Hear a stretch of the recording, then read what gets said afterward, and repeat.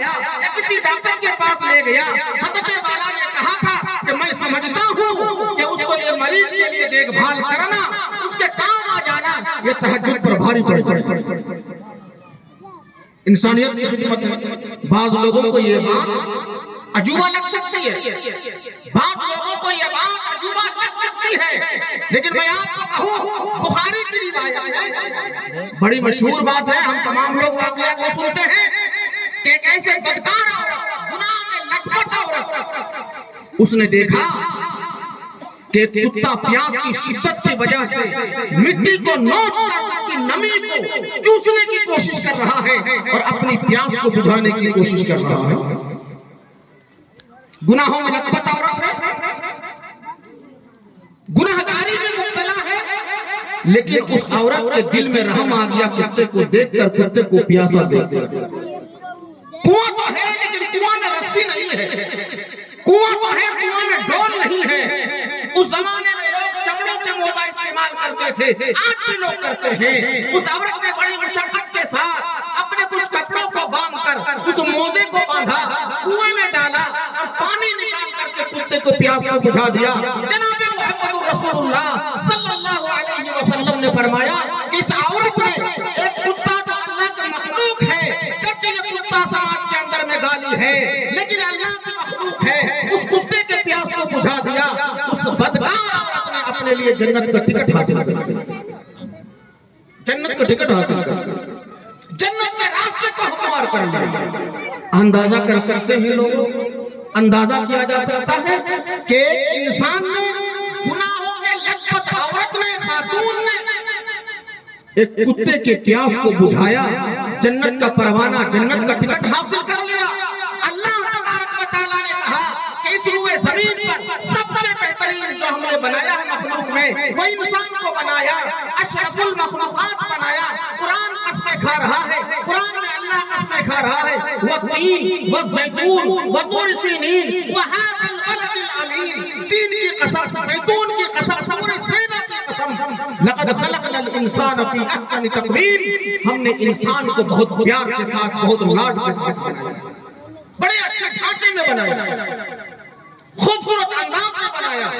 اشرف المخلوقات اللہ نے انسان کو بنایا، مرد ہوا یا عورت، ایک کتے کے پیاس کو بجھا کر، ایک کتے کے علاج کر کے، اس کی خدمت کر کے جنت کا ٹکٹ حاصل کیا جا سکتا ہے۔ اگر کوئی اشرف المخلوقات کی خدمت کرے، اندازہ کیا جا سکتا ہے کہ اللہ تبارک و تعالیٰ اس سے کس درجے کی رضامندی اس انسان کے لیے اللہ تبارک و تعالیٰ نے۔ تو میں یہ عرض کر رہا تھا آپ حضرات کے سامنے کہ ایصال ثواب کا جو دائرہ ہے اسلام کے اندر میں، شریعت کے اندر میں، وہ بڑا وسیع ہے اور وہ بڑا کام پھیلا ہوا ہے۔ اگر اس طرح کی باتیں آئیں تو علماء سے رابطہ کر لینا چاہیے۔ مدرسہ ہے، مدرسہ میں بچے پڑھتے ہیں، غریب ہیں، مجبور بھی ہیں، گھر میں کمائی کرنے والا مضبوط نہیں ہے، آپ نے اس مدرسے کو کتاب خرید کے دے دیا، جب تک کتابیں پڑھی جاتی رہے گی یقینی طور پر مرحوم اور مرحومہ کو ثواب ملتا رہے گا۔ تو میں ایک مثال دیا آپ کو، یہ بہت ساری مثالیں آپ کے سامنے کہی جا سکتی ہیں۔ ماشاءاللہ ہمارے گاؤں میں علماء کی کمی نہیں، معزز، موقر، مستند، ماہر، تجربہ کار علماء کرام، جہاں دیدہ علماء کرام تشریف رکھتے ہیں، آپ رابطہ کر سکتے ہیں۔ اور یہ جو معاملہ ہے ایصال ثواب کے لیے جلسہ کرنا، کبھی کبھی دوسرے میدان کو بھی اپنا لیا جانا چاہیے تاکہ یہ آہستہ آہستہ لازم اور ضروری نہ بن جائے کہ ایسا کرنا ہی ہوگا۔ ابھی گزشتہ تقریباً ہم کو لگتا ہے 3 مہینے پہلے کی بات ہے، ایک صاحب کو میں نے بہت سمجھایا کہ آپ کو آنا ہے، ہم نے کہا کہ دیکھیے ایصال ثواب کے لیے جلسہ کرنا ہی ضروری نہیں، اور کام کر لیا جائے، اور کام کر لیا جائے۔ کہا کہ لوگ کیا کہیں گے اگر جلسہ نہیں کریں گے، لوگ کیا کہیں گے اگر اس طرح کا جلسہ کیا جاتا ہے۔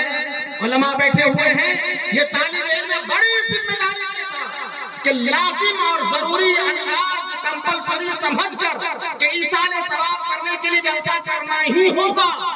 ایسی صورت میں مفتیان کرام سے مسئلہ معلوم کیجئے گا تو مفتیان کرام کہیں گے کہ ایسی صورت میں جلسہ کرنا صحیح نہیں، اس کو چھوڑنا پڑے گا، کوئی دوسرا راستہ اپنائیے، اس لیے کہ لوگ اس کو لازم اور ضروری سمجھیں۔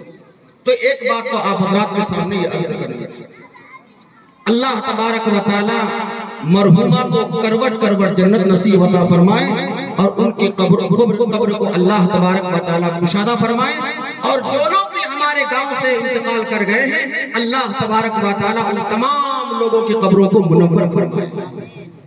ایک بات تو آپ حضرات کے سامنے آئی، دوسری بات جو آپ حضرات کے سامنے عرض کرنی ہے وہ بھی تعلق خالص عبادت کے ساتھ ہے۔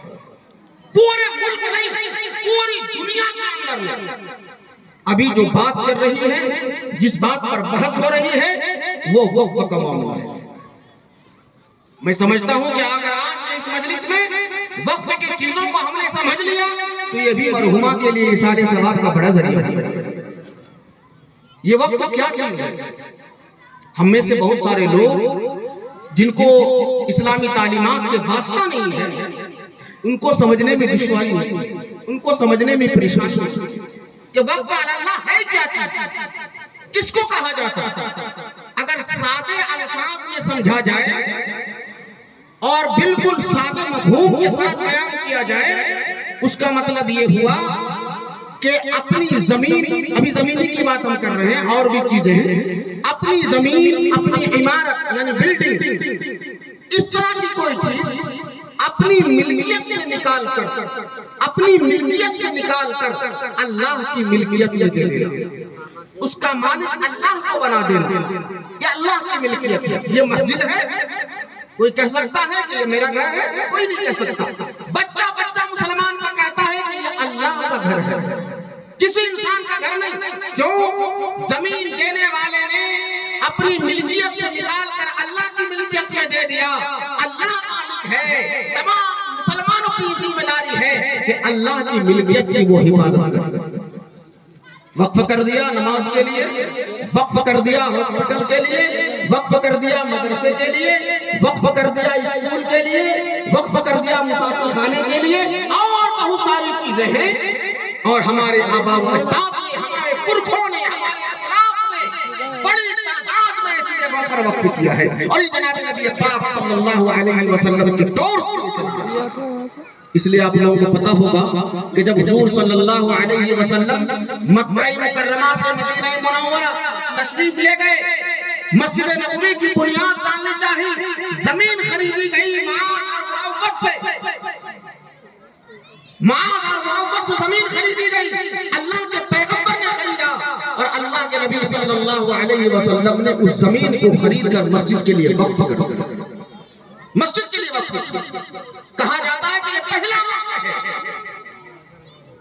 تو یہ سلسلہ اس وقت سے اللہ کے نبی جناب محمد رسول اللہ صلی اللہ علیہ وسلم کے دور سے۔ اب وقف کا کیا معنی ہوا؟ کہیں اللہ کے نام پر مسجد بن گئی، نماز پڑھ لی گئی، خدا نہ خواستہ اگر کسی دعویدار نے کہہ دیا کہ میرے باپ نے یہ زمین دیا تھا، میرے دادا نے، میرے پردادا، میرے بھائی نے زمین دیا تھا، یہ مسجد ہو گئی ہے، اب جو ہے ہم اپنی ملکیت کا دعویٰ کرتے ہیں، اب اس پر کس کو نماز پڑھنے ہم نہیں دیں گے، تو کیا نماز پڑھنے سے رک جائیں گے؟ یہ مفتی جنید صاحب کیا کہیں گے؟ یہ مفتیان کرام بیٹھے ہیں، تمام مسلمانوں کی ذمہ داری ہے کہ کسی کے کہنے پر وقف کی ملکیت پر وہ دعویٰ کر رہا ہے، وہ دعویٰ غلط ہے، وہ جھوٹا دعویٰ ہے۔ تمام مسلمانوں کی شرعی اور ایمانی ذمہ داری ہے کہ بالکل زبردستی بلکہ یہ کہہ کر کے اس پر وہ نماز قائم کرے۔ اگر نماز قائم نہیں کرتا ہے اور نماز پڑھنا چھوڑ دیتا ہے، تمام آبادی والے اس میں گنہگار۔ اللہ کے لیے کسی کا دعویٰ نہیں ہو سکتا، قیامت کی صبح تک دعویٰ نہیں کسی کا ہو سکتا۔ یہ وقت ہے، مسلمانوں نے بڑی تعداد میں قبرستان کے لیے، مساجد کے لیے، ابھی میں نے بتایا مختلف کاموں کے لیے، آپ ساؤتھ میں چلے جائیں تو آپ کی آنکھیں بند کھلی کی کھلی رہ جائیں گی، بڑی بڑی جائیدادیں، اس علاقے میں بھی بڑی بڑی جائیدادیں ہیں۔ آپ رانچی میں دیکھ لیں، مولانا ابوالکلام آزاد کالج ہے، مدرسہ اسلامیہ ہے، انجمن پلازہ ہے، انجمن ہاسپٹل ہے، راتو روڈ مسافر خانہ ہے، انجمن پلازہ مسافر خانہ، رحمانیہ مسافر خانہ ہے، بڑی تعداد میں کافی دکانیں، مارکیٹ ہیں، یہ تمام چیزیں ہیں۔ یہ جو بڑوں نے وقف جائیداد کی، اب کیا معاملہ ہوا؟ کیا پریشانی لاحق ہوئی؟ پہلے کے قانون میں معاملہ یہ ہے کہ جو ہزاروں سال سے کوئی کاغذ نہیں ہے لیکن قبرستان چلا، مسجد چلی آ رہی ہے، مسافر خانہ چلا آ رہا ہے، پتہ ہے کہ یہ وقف کی زمین ہے، تو اب تک کے جو ملک کا قانون ہے اس کو وقف بائی یوزر کہا جاتا ہے۔ یوزر، حالانکہ یوز بولنا چاہیے لیکن یوزر کہا گیا، لیگلی زبان ہوگی، قانونی زبان ہوگی، وقف بائی یوزر، یعنی جس زمین کا کوئی کاغذ نہیں ہے، کوئی ریکارڈ نہیں ہے، لیکن دنیا جان رہی ہے کہ قبرستان ہے، ہزاروں سال سے اس پر میت کو دفن کیا جا رہا ہے، نماز پڑھی جا رہی ہے مسجد کے اندر میں، کہا گیا کہ اس کو وقف مانا جائے گا۔ اب تک کا جو قانون ہے، لیکن ابھی جو قانون بنانے کی کوشش ہو رہی ہے، صدر جمہوریہ کے دستخط بعد جو قانون بن جائے گا، دونوں ایوانوں میں یہ بل پاس ہو چکا ہے، اس میں یہ کہا گیا ہے اگر کوئی ریکارڈ نہیں ہے، ہزاروں سال سے اگر وہ وقف کے طور پر یوں زمین استعمال ہو رہی ہے، اس کو وقف نہیں مانا جائے گا، اس کو وقف نہیں مانا جائے گا۔ کسی قبرستان میں مسلمان کندھے میں جنازے کو لے کر قبرستان پہنچ جائیں، معلوم ہو پولیس کھڑی ہے، کیوں آپ یہاں دفن نہیں کر سکتے، پہلے کاغذ دکھائیں، مسجد میں آپ نماز نہیں پڑھ سکتے، پہلے کاغذ دکھائیں۔ اگر کوئی اختلاف پیدا ہو جائے، فیصلہ کون کرے گا؟ ڈی سی کرے گا فیصلہ، ڈی سی حکومت کا نوکر، حکومت کی ملازمت میں ہے، وہ حکومت کی طرفداری کرے گا، کبھی آپ کی طرفداری نہیں کر سکتے، کبھی آپ کی طرفداری نہیں کر سکتے۔ بڑا عجیب و غریب معاملہ ہے، بھائی مکان میرا، میرے باپ نے مجھے دیا، مسلمانوں کے آبا و اجداد نے مسلمانوں کے کار خیر کے لیے دیا، دوسرا کہتا ہے کہ اس کی نگرانی ہم کریں گے۔ عجیب مذاق ہے، عجیب انٹرفیئر ہے، عجیب دخل اندازی ہے۔